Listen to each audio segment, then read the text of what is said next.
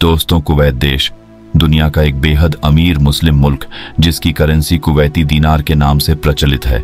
और एक कुवैती दीनार का अगर भारतीय रुपए में देखा जाए तो एक कुवैती दीनार 250 रुपए तकरीबन होता है। दोस्तों, इतना अमीर देश और वह एक ऐसी समस्या से ग्रस्त है जिसके बारे में वह बात भी नहीं करना चाहता था। अंतरिक्ष से अगर इजिप्ट के पिरामिड भी नजर आते हैं तो साथ में नजर आते हैं कि रेगिस्तान में पड़ा 50 मिलियन खराब टायरों का भंडार। जी हां दोस्तों, दुनिया का सबसे बड़ा टायर ग्रेवयार्ड कुवैत के अंदर है, या यूं कह लीजिए था एक ऐसी समस्या जिससे कुवैती बहुत बुरी तरीके से जूझ रहे थे। दोस्तों, दरअसल कुवैत के अंदर जब तेल का पैसा आया तो इंडस्ट्रिया गाड़ियां आई, और गाड़ी आने के बाद उन्होंने कभी सोचा नहीं था कि इस प्रकार की समस्या आएगी। इतने सारे यूज्ड टायर, खराब टायर निकलने लगे कि 50 मिलियन टायरों का एक अंबार खड़ा हो गया। नतीजतन कुवैती सरकार को उसे, क्योंकि वो इलाका जो है थोड़ा रेगिस्तानी भी है, तो एक रेगिस्तान के इलाके को चुना गया और वहां डंप कर दिया गया। इन 50 मिलियन टायर्स को 15 मिलियन बहुत होते। दोस्तों, हुआ यह कि 2012 से 2020 के बीच में 3 बार आग लगी उन टायरों के भंडार में। ध्यान से सुनिए, बहुत महत्वपूर्ण है दोस्तों। प्लानिंग नहीं करने से क्या होता है ये आपको समझ में आ जाएगा, और भारत के लिए बहुत नेसेसरी है। 2012 से के बीच 3 बड़ी आगजनी की इवेंट हुए जिसमें किसी ने भी आग नहीं लगाई। दरअसल कुवैत एक ऐसे इलाके में पड़ता है जहां तापमान बहुत तेज होता है। दोस्तों, तापमान ज्यादा होने की वजह से, शुष्क एनवायरनमेंट और आबोहवा होने की वजह से, सूखा सब कुछ होने की वजह से चिंगारी छोटी सी भी रहती वो आग पकड़ लेती है, और आग पकड़ ली। उन्होंने आग पकड़ती वहां तक तो ठीक था, उन टायरों के जलने से हार्मफुल गैसेस पूरे पर्यावरण में मिल गई। कुवैत के कई शहरों के ऊपर ये खतरनाक हानिकारक गैसों का गुब्बार उड़ने लगा। नतीजतन बहुत बड़ा पब्लिक आउटक्राई हुआ। तुरंत एक्शन में आई कुवैत की सरकार। उन्होंने तुरंत मूवमेंट का प्लान बनाया। उसी बीच 2022 में वर्ल्ड कप टूर्नामेंट होस्ट कर रहा था कुवैत, और वो दुनिया के सामने अपनी किरकिरी बिल्कुल नहीं करवाना चाहता था। और इसीलिए क्योंकि वहां पर 2022 में फुटबॉल वर्ल्ड कप होने वाला था, इससे बचने के लिए, किरकिरी से बचने के लिए कुवैत की सरकार ने तुरंत एक स्पेशलाइज्ड टेक्निक जो है उसको वहां स्थापित किया, जिसे पायरोआइजन कहा जाता है। ये एक स्पेशल तकनीक थी जिसके माध्यम से थर्मोकेमिकल रिएक्शन के माध्यम से इन खराब टायरों को रिसाइकल किया जा सकता था, और उसके उपयोग से सरकार ने तुरंत उन 50 मिलियन टायर्स को धीरे धीरे वहां से हटाना शुरू किया। अलग अलग रिसाइकलिंग प्लांट्स बनाए गए और वहां पर उन्हें रिसाइकल करना शुरू कर दिया। पायरोसिस वो थर्मोकेमिकल प्रोसेस जिससे कुवैत ने यह चमत्कार किया। उन्होंने 840 डिफट पर पहले इन टायरों को हीट किया, और इस हीट में जो रबर होता है टायर का वो गैस में तब्दील हो जाता है, और इसी गैस को प्यूरिफाई करके उन्होंने बायोफ्यूल बनाना शुरू कर दिया। साथ में हर टायर के अंदर दोस्तों मेटल के तार वगैरह होते हैं जो कि रबर को बांधे रखने के लिए होते हैं, तो उनसे बाकायदा मेटल वायर रिसाइकल करके बनाया जाने लगे। कार्बन ब्लैक एक इंपॉर्टेंट कंपाउंड होता है, वो बनाया जाने लगा। तो बायोफ्यूल, कार्बन ब्लैक और मेटल वायर्स 3 बाय प्रोडक्ट निकले इन टायरों के रिसाइकल करने की वजह से। और रोलस वो मेथड था जिसकी मदद से कुवैत ने इस बहुत बड़ी समस्या का समाधान किया। तो दोस्तों, देखा आपने किस तरीके से कुवैत की एक बहुत बड़ी गलती, उन्होंने इंडस्ट्रियलाइज एस्टेब्लिश करनी है, ये तय किया, ये सुनिश्चित किया कि दुनिया की सबसे bestest car, brands, sports cars बड़े आराम से जो शेख है कुवैत के वो ऑन करें। लेकिन ये सुनिश्चित नहीं किया कि जब इन स्पोर्ट्स कार के टायर खराब हो जाएंगे तो उन्हें कहां फेंका जाएगा, और इतनी बड़ी तादाद में जब कारें आएंगी तो उनके वेस्ट को कहां रखा जाएगा। और इसी वजह से कुवैत के ऊपर एक बहुत बड़ा जो है ग्रहण लग गया था, जब जहरीली गैसों का गुब्बार उनके शहरों पर फैल गया था, जब आग लगी थी इन टायर ग्रेवयार्ड्स में, इन टायरों के कब्रिस्तान में। तो ये पहली गलती नहीं है, ऐसी गलती हम मानव सदियों से करते आ रहे हैं। एक गलती एकदम रिसेंट है, भारत के पड़ोसी ने की है।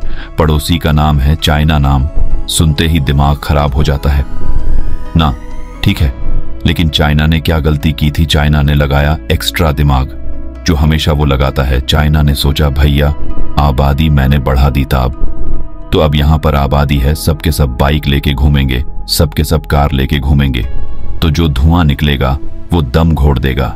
पूरी चाइनीज जनता का चाइना रहने लायक नहीं रह जाएगी। इतनी ज्यादा आबादी और सबके पास अगर गाड़ियां हो गई, सब धुआं छोड़ने लगे तो बर्बाद हो जाएगा। पूरा देश आबो हवा पूरी मिट्टी हो जाएगी, तो क्या किया जाए? तो उन्होंने बाइक शेयरिंग का एक कॉन्सेप्ट निकाला। अब ये बाइक शेयरिंग क्या बला है? पहले बाइक समझ ली, बाइक हमारी वाली मोटरसाइकिल को यहाँ बाइक बोलते हैं, वहां पर साइकिल को भी बाइक बोलते हैं। समझिए, थोड़ा हिंदी अंग्रेजी का फर्क है। तो जो बाइक होती है, साइकिलें जो होती है, उनका वितरण शुरू हो गया। एक ऐसी बाइक शेयरिंग कंपनियों का अंबार लग गया, वहां पर 70 से ज्यादा बड़ी, काफी बड़े इन्वेस्टमेंट के साथ में बाइक शेयरिंग कंपनियां खुल गए। बाइक शेयरिंग होता क्या है?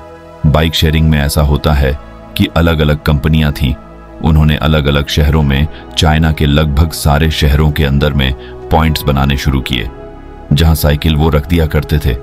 थोड़ा सा पैसा दे करके कोई भी व्यक्ति उनकी एक पॉइंट से साइकिल लेता और जहां उसे काम रहता वहां तक पहुंचता, और उसी के इर्द गिर्द उसको जो दूसरा पॉइंट मिलता, सेम कंपनी के साथ साइकिल, सेम कंपनी की साइकिल का वहां साइकिल खड़ी कर देता। तो इसको बोलते हैं बाइक ऐश। साइकिल खरीदने की कोई जरूरत नहीं। सरकार खुद जो बाइक शेयरिंग कंपनियां, वो फ्री में सबको फ्री नहीं बोलेंगे, थोड़े से पैसे लेकर के सबको साइकिल मुहैया करा रही थी। सबको ऑन करने की जरूरत नहीं थी साइकिल। और इस चक्कर में हुआ ये कि यहां भी मैथमेटिक्स में थोड़ा फेल पड़ गई। चाइना की सरकार ध्यान से सुनेगा, बहुत महत्वपूर्ण है, पड़ोसी गलती है, भारत को भी सीखना चाहिए। ध्यान से सुनिए। जैसे कि हमने आपको बताया, 70 बाइक शेयरिंग कंपनियां हो गई थी जो ओन एंड ऑपरेट कर रही थी चाइना के अंदर। अब उसके बाद क्या हुआ? ये जो पूरा प्रोग्राम चल रहा था 2014 में शुरू हुआ था, large scale bike sharing program जो चल रहा था बीजिंग में, और उसके बाद 2070 तक के इसकी ओवर सप्लाई आनी शुरू हो गई। ओवर सप्लाई कितनी खतरनाक आई, ये ध्यान से सुनिए। 16 मिलियन शेयर्ड बाइक्स, समझ लीजिए 70 कंपनियों ने रख ली थी अपने पास 16 मिलियन, मतलब समझ लीजिए 1 करोड़ 60 लाख बाइक्स। अब 1.2 मिलियन बाइक जो थी वो बीजिंग को दे दी गई। अब ध्यान से सुनिए, बीजिंग की टोटल कैपेसिटी ये थी उसके ट्रांसपोर्टेशन नेटवर्क की। जो कैपेसिटी थी वो ये थी कि 1.2 मिलियन बाइक्स वो हैंडल कर सकती थी, 12 लाख साइकिल्स को वो हैंडल कर सकती थी, बीजिंग की ट्रांसपोर्टेशन सिस्टम। लेकिन वहां क्या हुआ? वहां 2.3 मिलियन बाइक सप्लाई कर दी गई, यानी कि 23 लाख वहां पर जो बाइक्स थी वो सप्लाई कर दी गई। नतीजा क्या हुआ? बाइक्स वेस्ट में जाने लगी।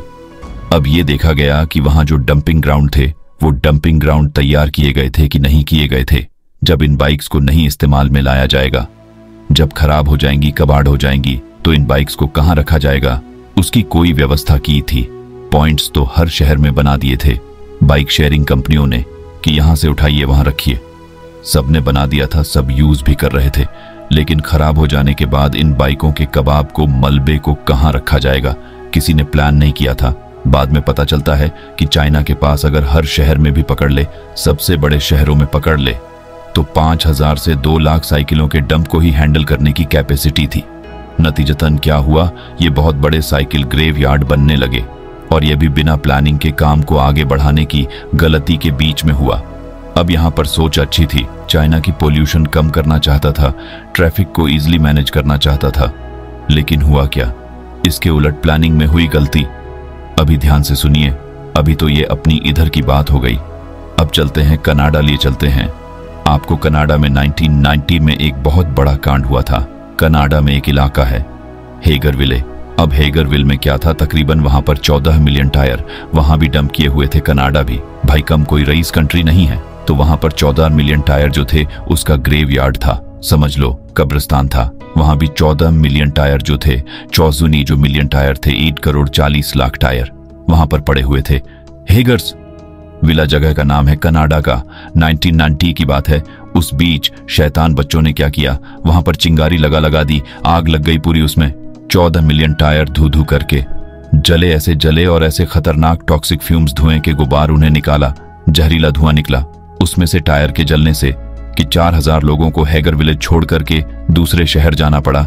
स्थिति इतनी गंभीर हो गई थी वहां पर। तो दोस्तों, हम मानवों को यह सोचना चाहिए, कुछ भी नया मैन मेड स्ट्रक्चर बनाने से पहले, कुछ भी मैन मेड नया इक्विपमेंट बनाने से पहले, कि ये जब इस्तेमाल इसका खत्म होगा तो इसका क्या होने वाला है। हम चीजें बना तो रहे हैं, फैक्ट्रियों से बन के प्लास्टिक के ढेरों खिलौने, ढेरों प्लेट्स, ढेरों गिलास, ढेरों स्ट्रक्चर्स निकल कर सामने आ रहे हैं। लेकिन जब इनका काम खत्म हो जाएगा और इनको फेंकना पड़ेगा, तो ये कहां जाएंगी? अगर हम इसे प्लान नहीं कर पाए दोस्तों, अगर हमने वेस्ट मैनेजमेंट को प्लान नहीं किया, तो ये पूरी दुनिया या पूरी धरती एक बड़े कूड़ेदान में तब्दील हो जाएगी। हमारा प्यारा भारत भी इससे अछूता नहीं है।